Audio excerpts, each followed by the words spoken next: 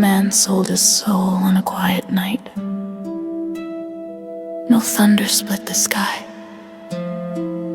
No flames rose to greet the bargain. The ritual was simple, almost disappointingly human. A name spoken, a promise given, a moment of certainty carved into doubt. He expected pain, he expected chains, heat, the suffocating weight of punishment. Instead, he opened his eyes and saw stars. Not above him, around him.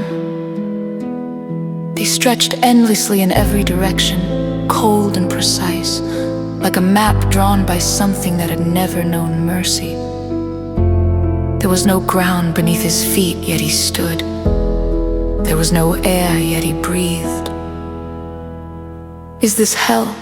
he asked. A figure stepped into existence beside him, as casually as a thought. Mammon did not look monstrous. He was refined, composed, dressed in something that suggested wealth without belonging to any era. His eyes, however, held the stillness of something that had counted too much and found it meaningless. "Hell," Mammon repeated softly. "No." He gestured to the stars. "This is clarity." The man turned slowly, trying to grasp the scale of it. Each star seemed fixed, perfect, distant beyond comprehension. "I don't understand," he said. "You will," Mammon replied. "That is what you purchased." The stars shifted. At first, the movement was subtle, like a trick of vision. But then the man realized something impossible.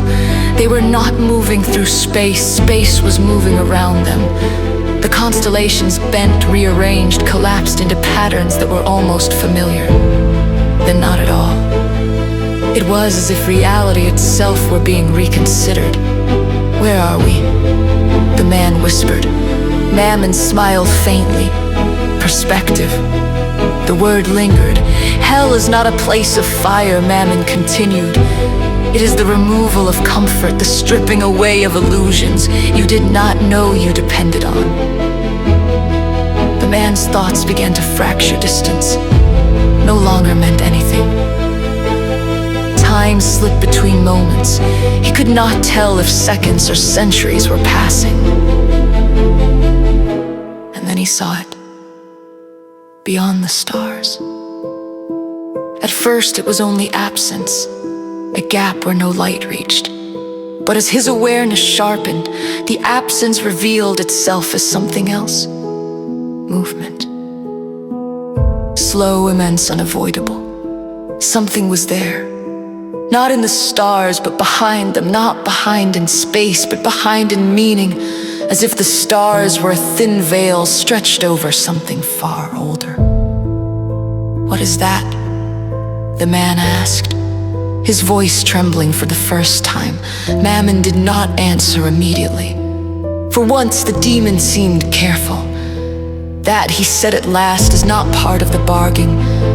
The man stared harder and the thing responded, not by approaching, but by noticing.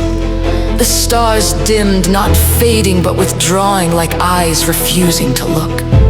The patterns broke apart. The vastness became unstable, as if it could no longer pretend to be empty. The man felt something enter his mind. Not a thought, a scale. He understood distance as insignificance, time as repetition, existence as something fragile, stretched thin over an incomprehensible depth. He fell to his knees, though there was nothing to fall onto.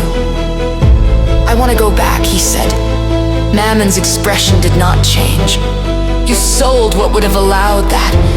I didn't ask for this." "No," Mammon agreed, "you asked for truth." The thing beyond the stars shifted again. Closer now. Not in distance, but in awareness. The man tried to look away, but there was no direction that was not already seen. "Can it be stopped?" he whispered.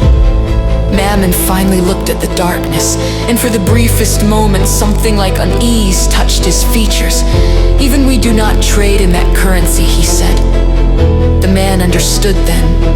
Demons could buy souls, gods could shape worlds, but this was not something that could be owned, bargained with, or escaped. It simply was.